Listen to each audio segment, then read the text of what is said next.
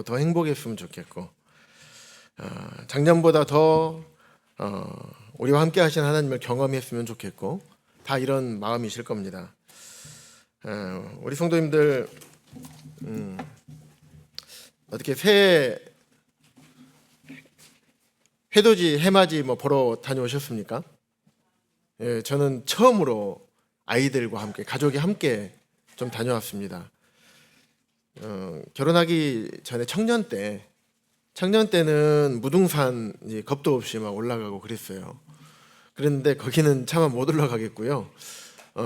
이 너리째, 화순 너리째, 구너리째 거기 보면 그쪽에서 차를 세워놓고 한 30분 정도 서먹서먹 걸어가면 거기에서 이제 해를 볼 수가 있습니다. 조금 이따 사진을 보여드리겠습니다. 그런데 그때 해가 떠오르는 모습을 이제 보게 됐어요. 주변에 함께 올라가셨던 한 2,000명인가 오셨더라고요. 그래서 엄청 많이 오셨고 거기서 떡국을 또 줍니다. 따뜻한 차도 주시고. 그런데 이제 거기에서 떠오르는 해를 다들 기다려요. 추워서 동동동동 구르면서 해가 떠오르니까 어떤 연인이 같이 하면서 새해는 우리 더 안 싸우게 해주세요. 좋은 상사 만나게 해주세요. 막 이렇게 뒤에서 청년들인 것 같아요.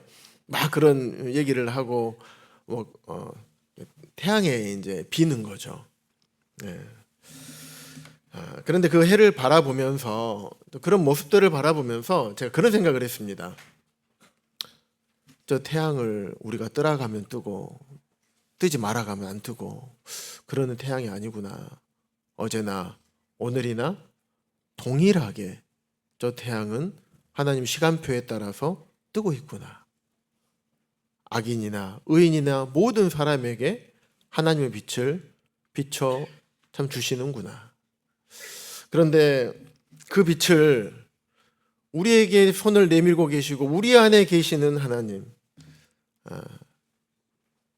아까 위현옥 자매님 떨리는 목소리로 찬양을 드렸던 가사처럼 하나님 한 번도 나를 떠나신 적이 없죠. 우리에게 내미신 손을 한 번도 거두신 적이 없어요. 근데 중요한 건 뭐냐면 내가 느끼지 못하고 내가 멀리 있었고 떠나 있었던 우리 함께 하신 하나님을 내가 느끼지 못했던 그런 시간들이 참 많았구나라는 생각을 하게 됐고, 그런 것을 우리가 잊고 산 적이 많이 있었구나라는 생각을 하게 됐습니다. 그러면서 어떤 한 형제님께서 저에게 이런 간증을 하신 적이 있어요. 모임 안에 오래되신 형제님이십니다. 그런데 이 형제님 정말 신실하게 주님을 섬기셨던 분이셨어요. 그래서 주님께 모든 것을 다 주님께 드리고 정말 주님만이 나의 모든 것이다 라고 생각하시면서 주의 몸된 교회 안에서 열심히 섬기고 말씀을 전하고 복음을 전하고 이랬던 형제님이셨습니다. 그런데 여러 가지 이유 때문에 교회의 어려움, 성도 간의 어려움, 여러 가지 이유 때문에 이제 마음이 어려워지고 그래서 모임 생활을 한동안 이렇게 못 하시다가 다시 회복되신 형제님이세요. 그러시면서 이 형제님 하시는 말씀이 내가 그런 삶을 주님을 위해서 뜨거운 삶을 살았었는데 여러 가지 이유 때문에 내가 주님을 떠났고 이 열정이 다 식어버렸다. 그래서 처음에 원망도 되고 화도 나고 불평불만도 하고 예배도 드리지 않고 주님을 멀리 떠나 있던 그 삶에서 하나님께서 다시 나를 주님 안으로 불러 주신 뒤에 곰곰이 생각해 보니까 내가 잘못 생각했더라. 그래서 왜 그러셨습니까? 그랬더니 결국에는 다른 무엇인가가 나를 그렇게 만든 게 아니라 내가 스스로 잘못 생각해서 결국에는 다른 데에 문제가 있던 게 아니라 결국은 나한테 문제가 있었는데 그것을 내가 몰랐다. 하나님 나와 항상 함께 하셨고 내 안에 계셨고 나를 돌보시고 인도하시고 나를 붙드셨던 그 하나님이 여기 안에 계셨는데 내가 그것을 모르고 그래서 원인이 나한테 있다 이런 얘기를 하셨습니다. 참 그런 것 같아요. 모든 것의 원인을 이렇게 하기보다 나에게 원인을 찾으면 참 아름다운 것 같습니다. 하나님께서는 우리를 떠나신 것 같지만 떠나지 않으시고 오늘도 이 자리에서 우리에게 말씀을 해주십니다.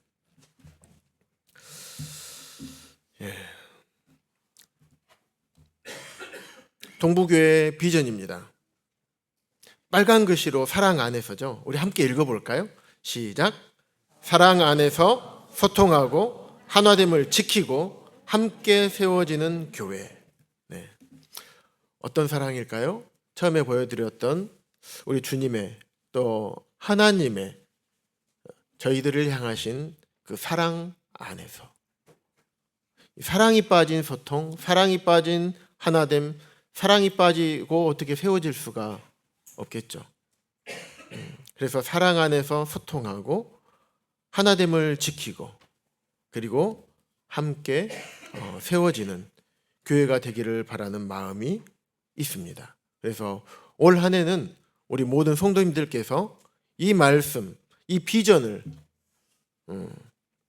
마음에 품으시고 올 한 해 동안 이 동부교회 비전을 통해서 하나님께서 동부교회를 통해서 이루고자 하시는 것들을 이루어 가시는 그런 동부교회가 됐으면 좋겠습니다.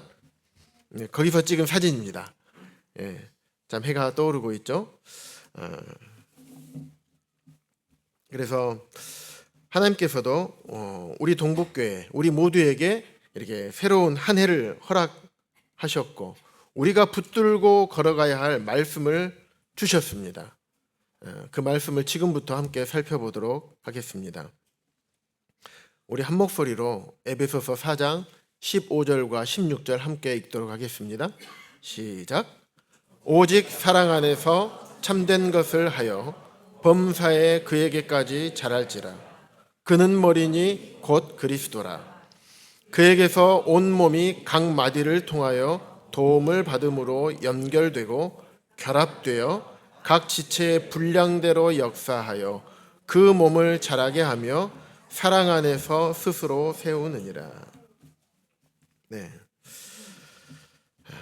에베소서는 1장부터 3장까지 또 4장부터 6장까지 크게 이게 두 군데로 나뉩니다. 1장부터 3장까지는 우리가 수양회 때도 말씀을 들었습니다. 그래서 교회가 어떤 곳인지 얼마나 위대한 곳인지에 대해서 말씀하고 있습니다. 천사들에게도 비밀이라고 얘기를 하고 있죠.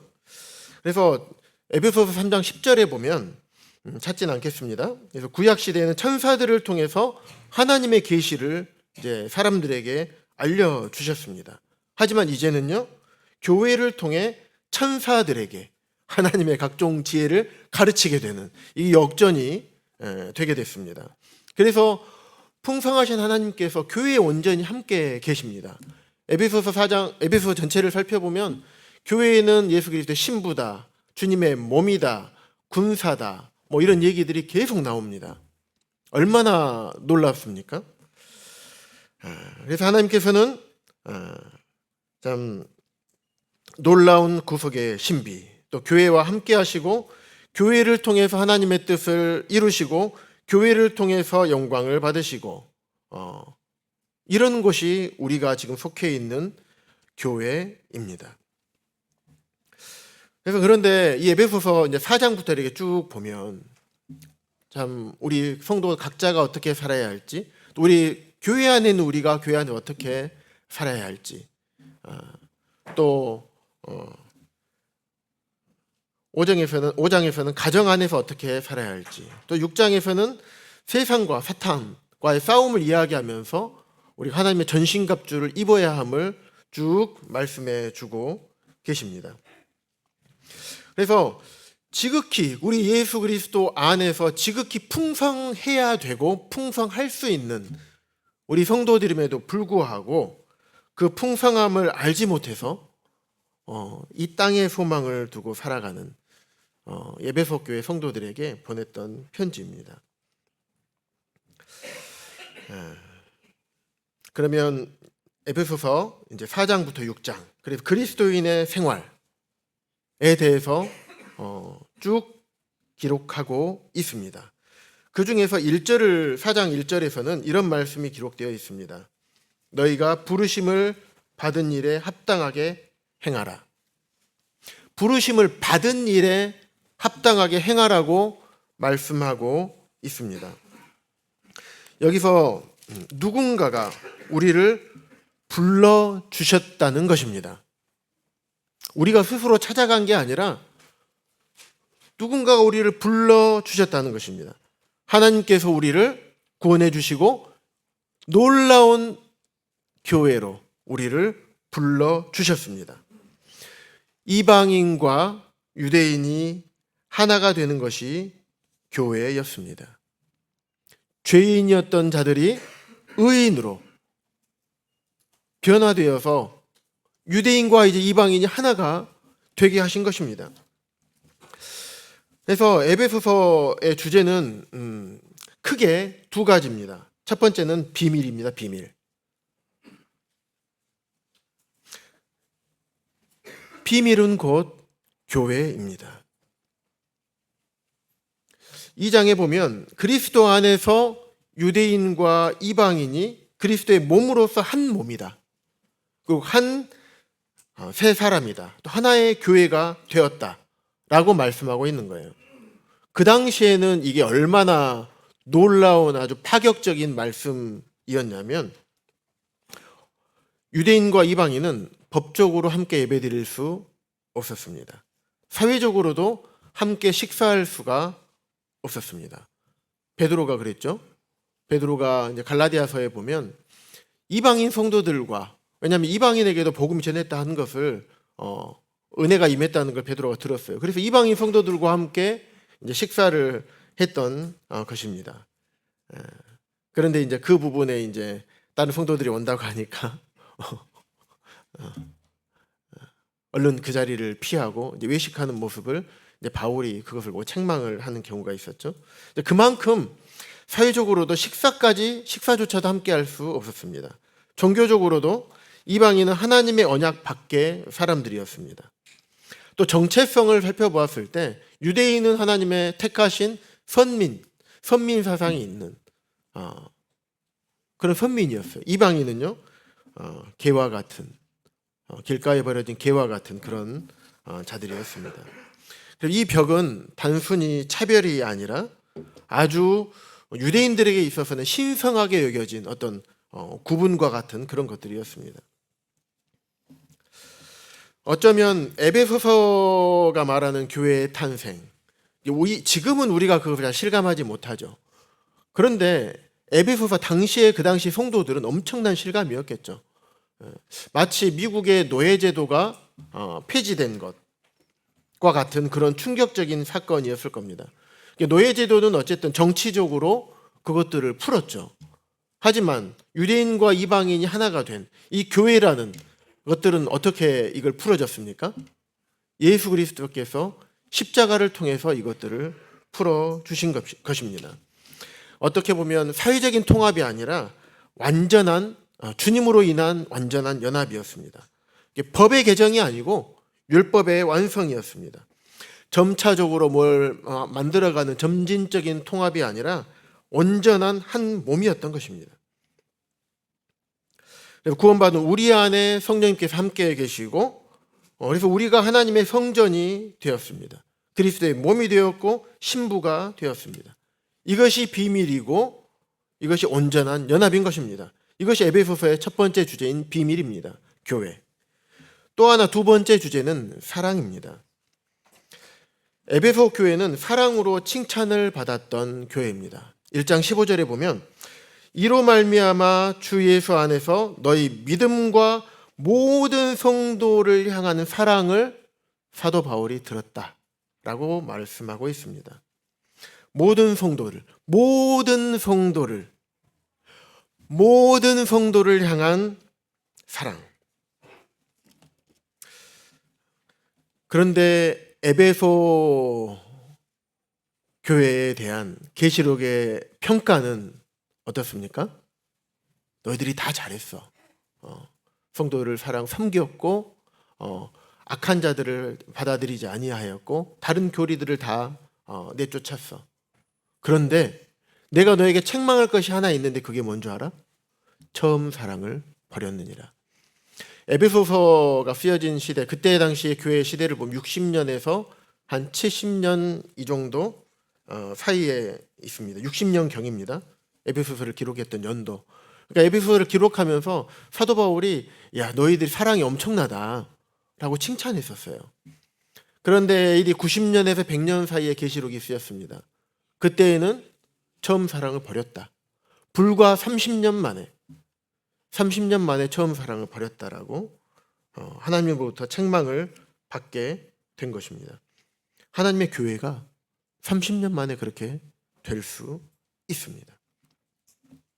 그래서 에베소서 4장 15절 16절에도 이렇게 사랑을 강조하고 있습니다. 동북의 비전이 사랑으로 시작해서 사랑으로 끝납니다.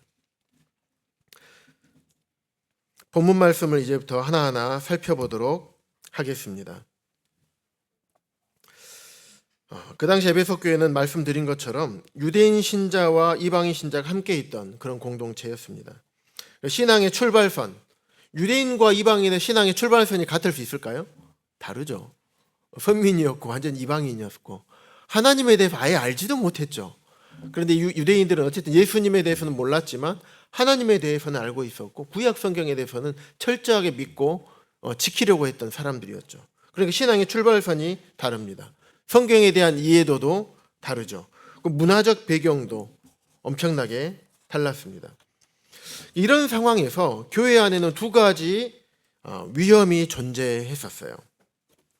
혹시 에베소서 4장 펴고 계시면 14절에 기록되어 있습니다. 첫 번째, 거짓 가르침의 위험이 있었습니다. 교회 안에서 말을 그럴듯하게 하면서 성도들을 미혹하는 거짓 교사들이 있었습니다. 그리고 또한 진리를 왜곡하거나 또 자기 유익을 위해서 사용하는 자들이, 그런 사람들이 있었던 것입니다. 그래서 참된 것이 반드시 필요했습니다.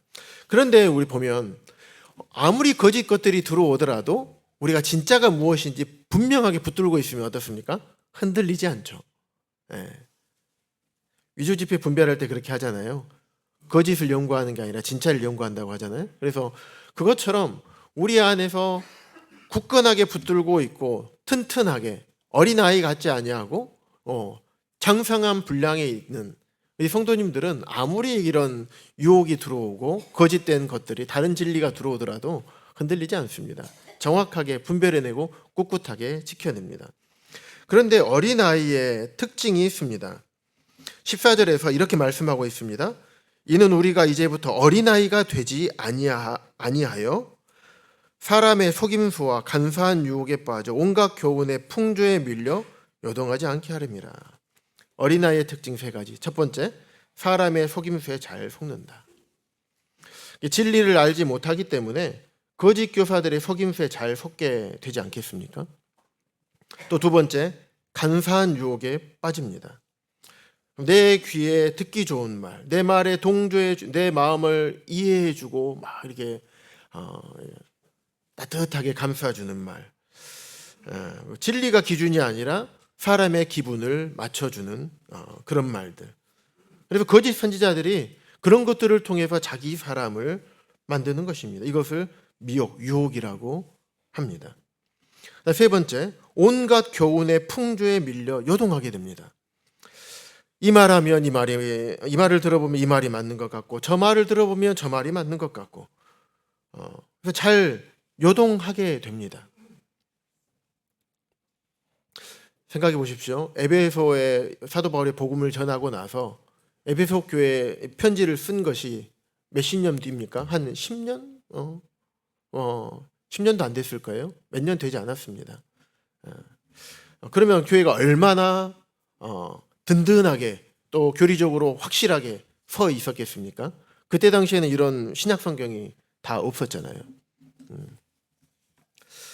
그러다 보니까 이런 거짓 가르침의 위험들에 에베소 교회가 노출되어 있었고 교회가 어려움이 있었던 것입니다. 그리고 또 두 번째 문제가 있었어요. 진리는 말하지만 사랑이 없었습니다. 진리를 안다는 이유로 판단하고 정죄하고 상처를 주는 태도가 에베소 교회 안에 있었습니다. 그래서 우리는 옳고 저 사람은 틀렸다, 이렇게 얘기를 하고 편을 먹는 거죠. 고린도 전서에 보면 우리가 11장 계속 이제 예배 때마다 읽는데 11장 19절에 보면 뭐라고 하냐면, 너희 중에 파당이 있어야 너희 중에 옳다 인정함을 받은 자들이 나타나게 되리라. 파당이 있어야 옳다 인정함을 받는 자들. 이게 무슨 말씀입니까? 우리 편이 돼야지 옳은 거야. 내 편 아니면 틀린 거야. 이런 일들이 어쨌든 에베소 교회 안에 있었던 것입니다. 그래서 사랑만 있으면, 사랑 중요하죠. 근데 사랑만 있으면 공동체는 방종과 혼란으로 가게 됩니다. 진리만 있으면 어떻습니까? 진리만 있으면 상처받고 어려워지게 됩니다. 그래서 사랑과 진리는 교회 안에 반드시 있어야 됩니다. 그 당시 에베소 교회처럼 우리 동부 교회도, 또 하나님의 모든 교회도 어쩌면 다양한 환경과 또 다양한 직업, 다양한 가치관, 또 다양한 삶의 환경 가운데에서 우리가 살아왔던 그런 분들이 함께 모인 주님의 공동체입니다. 신앙의 출발선도 다르고 성경에 대한 이해도도 다르고 또 문화적 배경도 다릅니다. 하나님께서 우리 각자에게 주신 은사들도 다릅니다. 믿음의 분량도 다릅니다. 언제 구원받았는지 구원의 연도도 달라요. 그런 분들이 함께 이렇게 모여있는 이 하나님의 교회가 동부교회입니다. 부부도 어떻습니까? 왜 결혼하면 처음에는 엄청 좋아가지고 막 행복하다가 좀 지나다 보면 어떻습니까? 이렇게 이제 찌그락짜그락 그렇게 사랑스럽게 보이던 내 아내가 어느 날부터는 조금 이렇게 좀 다르게 보이고, 그렇게 믿음직스러웠던 우리 형제님이 어느 날부터 조금 좀 그렇게 보이고, 그러다 보면 다툼이 일어나고 그러지 않습니까? 왜 그런 다툼이 일어납니까? 성도님들 잘 아시는 것처럼 이런 건 너무 다릅니다. 모든 게 달라요. 같지 않습니다. 그런 사람들이 지금 우리 교회 안에 모여 있는 것입니다. 그래서 우리 동부교회 안에, 하나님의 모든 교회 안에는 사랑이 필요합니다. 그래서 사랑 안에서 라고 말씀하고 있는 것입니다.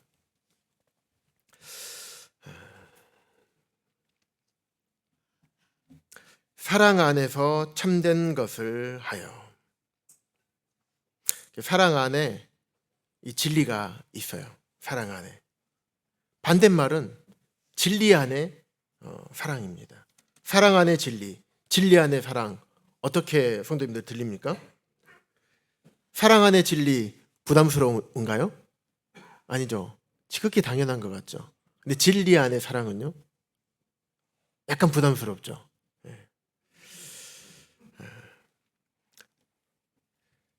아이들에게 이제 한번 쓴 약을 한번 먹여 보십시오. 아이들 잘 먹습니까? 아이들 키울 때 어떻습니까? 쓴 약 먹으면 아이들이 아빠 쓴 약은 좋은 약은 몸에 좋은 약은 입에 쓰다면서요 하고 애들이 막 꼴딱꼴딱 받아 먹습니까? 강유리가 없는데 저희 아이들 키울 때 쓴 약 애들이 안 먹어가지고 막 맛있는 거에 타가지고 이렇게 물로 해서 막 먹이고 그랬던 기억이 납니다. 그리고 알약을 먹어야 되는데 잘 기억이 안 나요. 도연이가 안 먹었나 그런 것 같은데 알약을 못 먹어요. 못 삼켜. 아주 작은 알약이어도 못 삼켜요. 그래서 어떻게 우리가 먹였냐면 포도 있죠. 포도에 씨만 딱 빼요. 거기다 딱 알약을 넣어가지고 딱 먹였어요. 그러니까 사랑 안에 진리, 이렇게 사탕 안에 이게 안에 약을 담그든지 사탕 안에 진리를 담아가지고 이렇게 줘야 받아들일 수 있겠죠. 근데 사탕만 겉도 사탕, 안도 사탕이면요. 안 되겠죠? 그래서 사랑, 진리, 사랑 안에 진리가 있어야 됩니다. 그래서 진리는 사람을 살리는 것입니다. 하지만 사랑 없는 진리는 사람을 세우기보다 무너뜨리고 회복시키기보다 침묵하게 만듭니다. 반대로 사랑 안에서 전해지는 진리는 회개하게 하고 다시 일어서게 하고 또 공동체 안에 머물게 합니다. 그래서 우리가 중요한 것은 이런 말씀들입니다.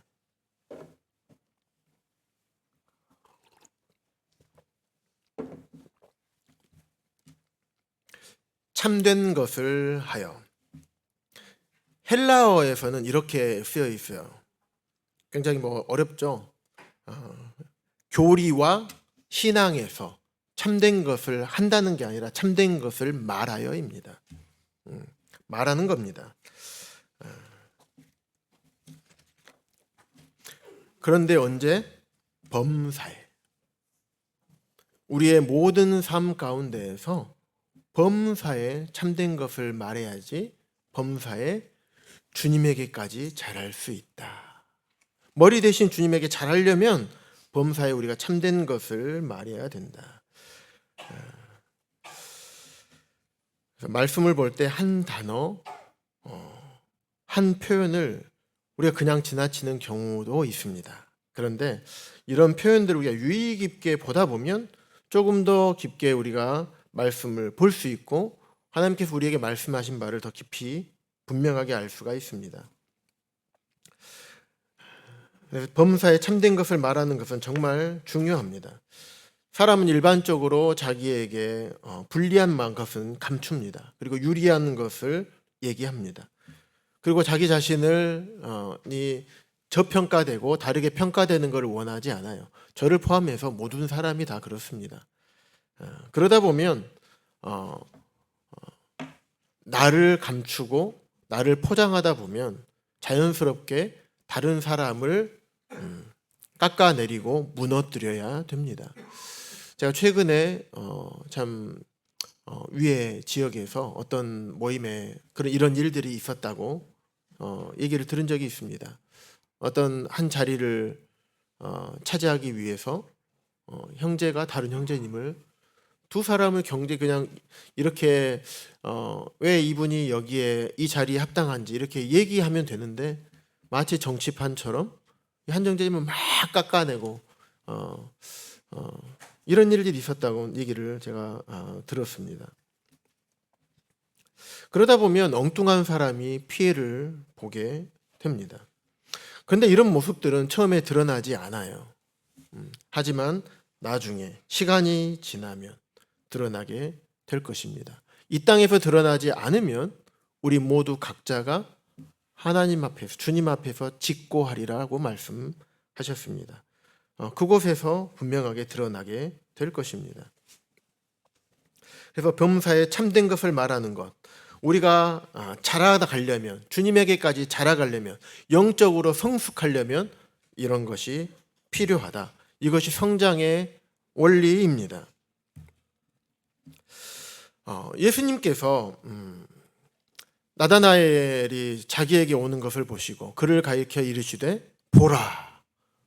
예수님이 하신 말씀입니다. 이는 참으로 이스라엘 사람이라.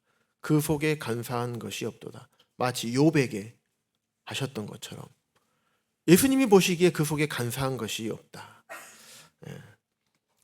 간사한 것이 무엇입니까?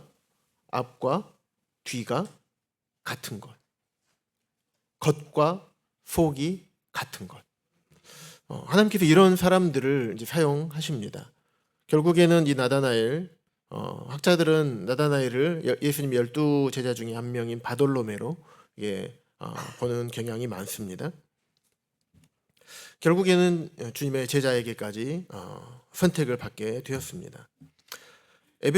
야고보서 5장 12절에도 이런 말씀이 있습니다. 맹세에 대해서 얘기하시면서 왜 굳이 맹세할 필요가 있느냐? 아니, 너희가 그렇다고 생각하는 것은 그렇다고 얘기하면 되고 아니라고 생각하는 것은 아니라 하면 된다. 그렇지 않으면 정죄를 받게 될 것이다. 이렇게 말씀하고 있는 거예요. 그런데 이제 여기 보면 그렇다고 생각하는 것은 하면 사람 생각은 다 다르잖아요. 정보에 따라서 다르고 가치관에 따라서 똑같은 얘기를 들어도 다르게 볼 수 있잖아요. 그런데 말씀을 세 번역에 보면 이렇게 기록되어 있습니다. 생각이 아니고 다만 예 해야 할 경우에는 오직 예라고만 해라. 그리고 아니요 라고 해야 할 경우에는 오직 아니요 라고만 하십시오. 예와 아니요. 예라고 했으면 예라고 살고 아니라고 했으면 아니라고 하는 것을 보여주고 이것이 그 속에 간사한 것이 없는 그런 모습이 아닌가 생각을 해보게 되었습니다. 안과 밖이 같아야 합니다. 앞과 뒤가 같은 것. 이게 진실된 사랑 아니겠습니까? 사랑한다고 하면서 형제를 미워하면 형제를 미워하는 자마다 살인하는 자라고 우리에게 말씀하셨습니다. 사랑하면 사랑을 보여주어야 합니다.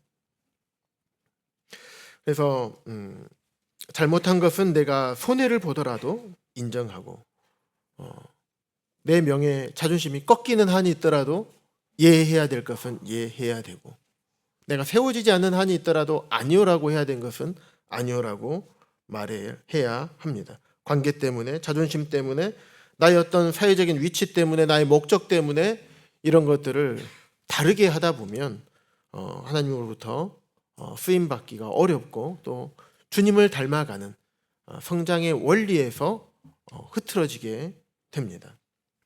그래서 주님께서 오직 사랑 안에서 참된 것을 말하라. 언제요?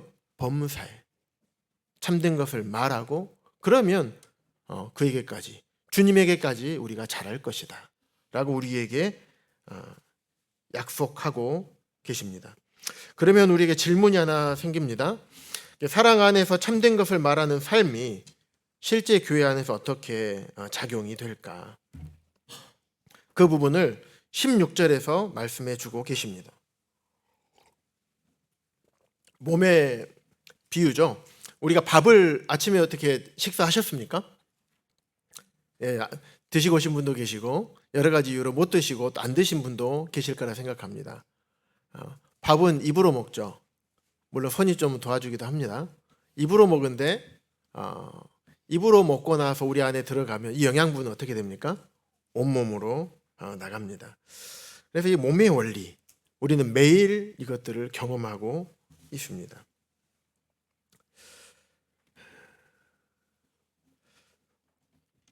여기에 이제 보시면 그 몸을 자라게 하는 원리가 나와 있습니다. 그 힘은 어디입니까? 근원은 그에게서 주님에게서 모든 것들이 나오게 됩니다. 우리가 무엇을 내가 인도자들이 뭘 어떻게 해서 이게 아니라 모든 능력은 주님께서 주님으로부터 흘러 나오는 것입니다. 성장의 근원은 예수 그리스도입니다. 이 주님으로부터 흘러나와서 연합되고 우리가 연결되고 결합되어서 또 우리 각 지체 분량대로 역사해서 몸이 자라게 되는 것입니다. 그래서 그리스도와 우리 모두는 연합되어 있어야 합니다. 지체들끼리 우리가 먼저 주님과도 잘 붙어 있어야 되지만 주님 포도나무시잖아요. 우리는 가지고 그런 것처럼 가지가 잘 포도나무에 붙어 있어야 되는 것처럼 우리가 주님에게 잘 붙어 있어야 됩니다. 또 우리가 성도와 성도가 서로 잘 붙어 있어야 합니다. 잘 연결되어 있어야 합니다. 각자의 위치에 맞게 연결되어야 합니다. 연결되지 않으면 온전한 몸 상태가 되기 어렵습니다. 나는 혼자 있는 것이 편해. 위험합니다. 혼자 떨어져 있는 숯은 아무리 뜨겁게 달궈졌다 하더라도 금방 식어버립니다. 하나님께서는 지금까지 쭉 교회사를 살펴보면 절대 한 사람 혼자를 통해서 역사하지 않습니다. 교회를 통해서 역사하십니다. 그렇기 때문에 우리에게 이런 말씀을 또 하나님의 모든 교회에 이런 말씀을 주셨습니다. 연결된다. 결합된다. 이 두 단어 보시면 어떻습니까? 단어가 좀 같은 것 같습니까? 좀 단어 의미가 다른 것 같습니까? 같은 것 같지만 차이점이 있습니다. 연결되다라는 의미는 이런 의미입니다. 함께 맞추다, 함께 조화시키다. 마치 퍼즐 조각들이 있잖아요. 퍼즐 조각들이 이렇게 잘 이렇게 맞추는 것, 이것을 의미합니다. 그리고 정교하게 맞추어서 잘 이렇게 배열하는 것. 그래서 순서가 필요하죠. 퍼즐을 맞출 때만 아무렇게나 하면 안 되죠. 그리고 질서와 조화, 이런 의미가 있습니다. 그래서 서로 맞게 잘 어긋나지 않도록 잘 배치되는 것, 그리고 어긋나지 않도록 잘 조정된 상태, 이것을 의미합니다. 그래서 결합이라는 의미는 이런 의미가 있습니다. 잘 함께 묶는 것, 하나로 만드는 것. 퍼즐들을 이렇게 잘 맞춰 놓으면 어떻습니까? 퍼즐 맞추고 다 맞췄다 이렇게 툭 던지면 어떻게 됩니까? 와장창 다 흩어져 버리죠. 잘 질서 있게 조화롭게 이렇게 잘 연결해 놨는데 잘 결합이 필요한 거죠. 그래서 단단하게 묶고 고정시키는. 예. 그래서 관계적으로도 단단하게 묶고 고정시키는 안정성과 언제나 연합된 것, 하나의 몸으로 유지되는 상태, 분리되지 않도록 잘 붙잡는 것. 그래서 제가 이런 생각을 해봤어요. 연결, 결합, 같은 말인 거, 비슷한 말인 것 같은데 하면서 쭉 찾아봤었던 거예요. 그래서 어쩌면 연결은 결합을 위해 꼭 필요한 과정이고, 결합은 어떤 결과인 것 같은 그런 느낌이 들었습니다. 그래서 연결 없이 결합만 있는 교회는 부자연스럽죠. 관계는 있을 수 있지만 사역은 어긋날 수 있습니다. 꼭 결합 없이 연결만 있으면요, 이 일은 하지만 쉽게 분열이 일어납니다. 그래서 이 두 가지 극단을 하나님께서는 모두 경계하고 계십니다.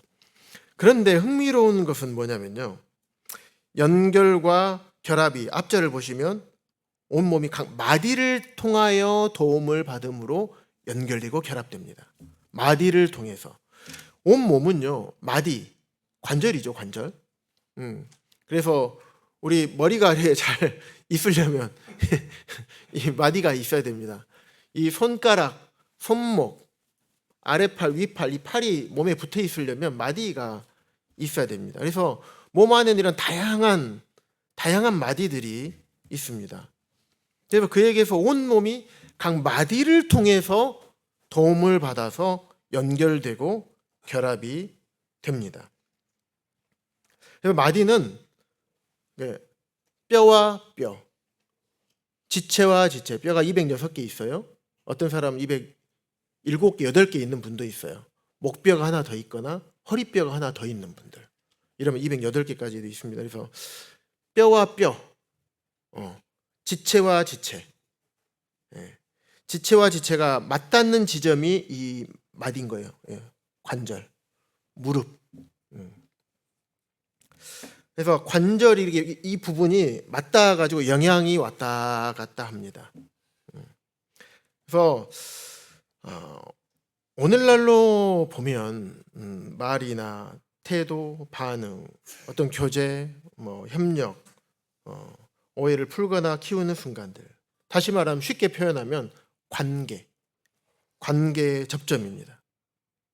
저는 이것을 소통이 아닌가 생각을 하게 되었습니다. 바울은 이미 사랑 안에서 참된 것을 말하여라고 말씀하고 있습니다. 소통은 말하는 거죠. 그래서 사랑 안에서 진리된 소통, 진리된 마디를 통해서 도움을 공급하는 통로가 이 마디인 거예요.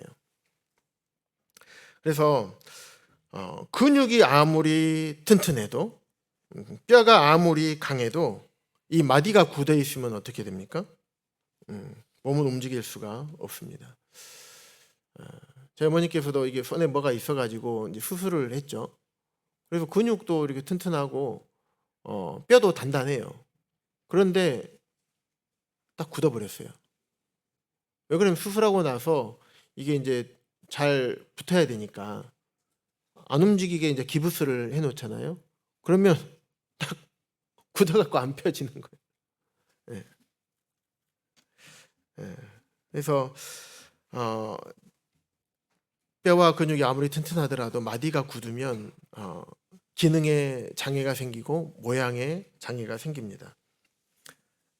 그래서 마디는 아주 이게 작은 단위지만 아주 많이 사용되고 또 가장 쉽게 상하는 부분입니다.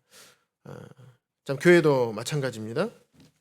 교리가 틀려서 무너지는 경우보다 사명이 없어서 무너지는 경우보다 이 소통의 마디가 막혀서 무너지는 경우가 많습니다. 소통의 마디가 막히면 경직이 됩니다. 잘 소통이 돼야 경직이 안 되는데 이게 막히면 경직이 돼요. 그래서 굳어지게 되고 구축이 발생합니다. 딱 굳어버려요. 안 움직입니다. 50견 경험해 보신 분들 계시죠? 팔이 이렇게 관절이잖아요. 어깨 관절. 잘 움직여야 돼요. 그런데 이 관절 마디가 딱 굳어버리면요, 팔이 안 올라가요. 그래서 어깨를 올리고 몸을 올리고 이렇게 올리게 돼요. 굉장히 불편하죠. 또 이 소통이 잘못되게 되면 마치 자가 면역 질환처럼 관절을 갉아먹게 돼요. 그럼 지체가 상하게 되죠. 최근에 어제 호남 학생 캠프 스텝진들과 섬기는 청년들이 분반교사로 섬기고 이제 각 부서에 섬기는 청년들이 모여서 함께 회의를 한 적이 있습니다. 이제 최종 점검이죠. 근데 거기 한 형제님께서 이제 몇 년 동안 고생을 하셨어요. 왜냐하면 처음에는 아킬레스 건염인가 해서 뒤꿈치 염증인가 해서 계속 치료를 아무리 한 1년 넘게 해도 안 돼요. 이 병원 저 병원 계속 다녀봐도 안 되는 거예요. 그러더니 이제 근육 종아리까지 올라오고 무릎 관절, 어깨 관절, 목까지 막 이렇게 올라오는 거예요. 너무 힘들어가지고 걷지를 못하죠. 땅에 다리를 딛지도 못하셨었어요. 목발 짚고 그러게 다니고 그러다 보니까 그 시간이 한 달, 두 달이 아니라 1년, 2년. 그러면 사람이 어떻게 됩니까? 푹 가라앉아요. 네. 그러다가 여기저기 다녀보다 어느 한 병원에서 원인을 찾았어요. 그게 뭐냐면 자가면역 질환이었어요. 자가면역 질환은 내 몸에 있는 대식세포가 내 몸에 있는 이 관절에 있는 연골, 인대, 힘줄, 근육 이런 것들이 병균인 줄 알고 갉아먹은 거죠. 그래서 잘못된 소통이 되게 되면 이렇게 지체가 상하고 기능적으로 어려워지고 이런 어려움이 생기게 됩니다. 그래서 마디란 이렇게 생각을 했습니다. 성도와 성도가 만나서 또 사랑 안에서 진리로 말하고 듣고 반응하는 소통의 접점이 마디가 아닌가. 여기 보시면 이 무릎 관절이에요. 그래서 마디를 이제 찾아보니까 조인트, 이제 관절이라고도 합니다. 관절. 그리고 이제 NIV에서는 리가멘트, 인대, 이제 뼈와 뼈를 이어주는 게 인대거든요. 인대는 이제 왼쪽과 이 그림과 같습니다. 이 무릎 관절이에요. 우리 한 자매님께서 이 무릎 가운데 있는 뼈가 이 뼈 때문에 고생을 좀 하셨는데, 양쪽이 이제 안쪽에 있는 측부인대, 바깥쪽에 있는 측부인대, 옆에 있는 인대라고 그래서 이 인대가 있습니다. 이 인대는 뭐냐면 인대의 역할은 원하는 움직임은 하게 하고 원치 않는 움직임은 막아주는 역할을 합니다. 그래서 무릎 관절이 있으면 좌우로 이렇게 흔들리지 않는 역할을 합니다. 무릎은 앞뒤로 움직여야 되겠죠. 이 역할을 합니다. 그런데 축구하다 보면 태클이나 이런 데다 하다 보면 이게 옆에서 충격이 오게 되면 옆으로 무릎이 꺾이는 걸 막아주는 역할을 하는데 큰 충격이 오게 되면 인대가 이제 찢어지게 됩니다. 어쨌든 인대는 그런 역할을 합니다. 가운데 있는 거, 이거는 이제 무릎 슬개골 뼈를 잡아주는 인대입니다. 그래서 이 인대가 잘 있기 때문에 우리 관절이 잘 붙어 있는 거예요. 인대가 잘 위치에 적절하게 있어야 될 때 있어서 그 역할을 해주기 때문에 그 역할의 움직임에 맞는, 기능에 맞는 일들을 몸이 할 수가 있는 것입니다. 이런, 제가 무릎만 보여드렸는데 온몸에 이런 구조로 되어 있습니다. 그렇다면 우리 교회 안에 우리는, 또 나는 어떤 마디가 될 것인가? 연결을 살리고 결합을 단단하게 하는 마디가 될 것인가? 아니면 관계를 끊어지게 하고 몸을 아프게 하는 마디가 될 것인가? 우리 모두가, 저를 포함해서 우리 모두가 생각을 해야 됩니다. 결국에는 우리의 선택의 문제입니다.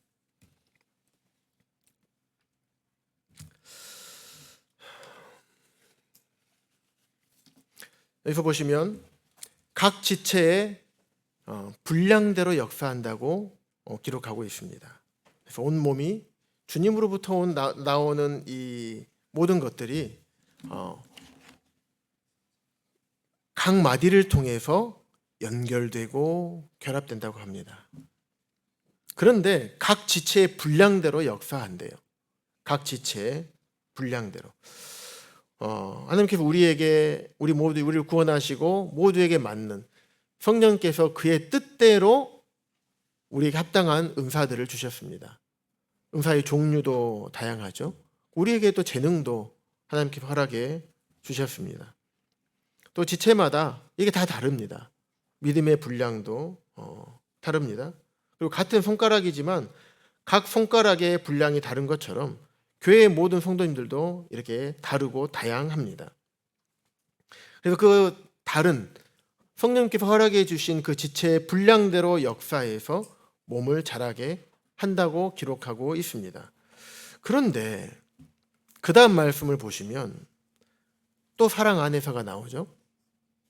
그런데 스스로 세운대요. 스스로 세우느니라. 놀라운 원리 아닙니까? 사람이 주체가 돼가지고 교회를 세운다는 의미가 아닙니다. 스스로 세운다. 마치 교회가 생명체처럼 얘기를 하고 있죠. 그래서 교회는 어떻게 보면 자라나는 생명체, 살아 움직이는 유기체와 같습니다. 그래서 각 지체가 자발적으로 사랑하며 섬길 때 스스로 세워지는 것입니다. 그래서 바울은 장로들이 세운다, 리더가 세운다라고 하지 않았습니다. 사랑 안에서 스스로 세운다. 몸이 몸을 세운다는 의미입니다. 성도님들이 말씀을 먹고 예배드리고 말씀을 먹고 기도하고 함께 복음을 전하고 섬기고 서로 사랑할 때 몸의 성장이 몸 자체에 의해서 자동적으로 스스로 세워진다라는 의미입니다.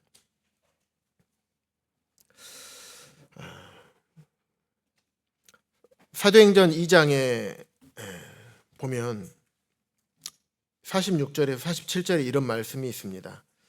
날마다 마음을 같이하여 성전에 모이기를 힘쓰고 집에서 떡을 떼며 기쁨과 순전한 마음으로 음식을 먹고 하나님을 찬양하며 그럴 때 주께서 구원받은 사람을 날마다 더하게 하시느니라. 교회 안에서 성도들의 모습이 이와 같을 때 교회가 스스로 세워지고 성장한다는 말씀입니다. 그래서 에베소서 4장 15절 16절은 우리 교회가 어떠해야 함을 우리에게 말씀해 주고 있습니다. 동부교회는 사랑 안에서 소통하고 하나됨을, 성령이 하나 되게 하신 것을 힘써 지키고 함께 세워지는 그런 동부교회, 이런 교회가 되었으면 좋겠습니다. 교회는 누군가가 한 사람이, 한두 사람이, 몇몇 사람이, 일하는 사람이 그들만이 세우는 조직이 아닙니다. 우리 모두가 함께 했을 때 교회가 세워지는 것입니다. 그의 힘의 근원, 능력의 근원은 바로 우리 주 예수 그리스도이십니다. 우리에게 주신 올 한 해 주신 말씀, 에베소서 4장 15절 16절 말씀대로 또 좀 장로님들이 기도하면서 이렇게 세운 비전, 말씀을 토대로 세워진 이 비전을 가지고 우리 모든 성도님들이 우리 마음 가운데 이것을 단단하게 새기셔서 하나님께서 2026년 올 한 해에 동부교회에 이루고자 하시는 것들을 이루어가는 그런 모든 동부교회가 되기를 바라는 마음이 있습니다. 기도드리고 말씀 마치겠습니다.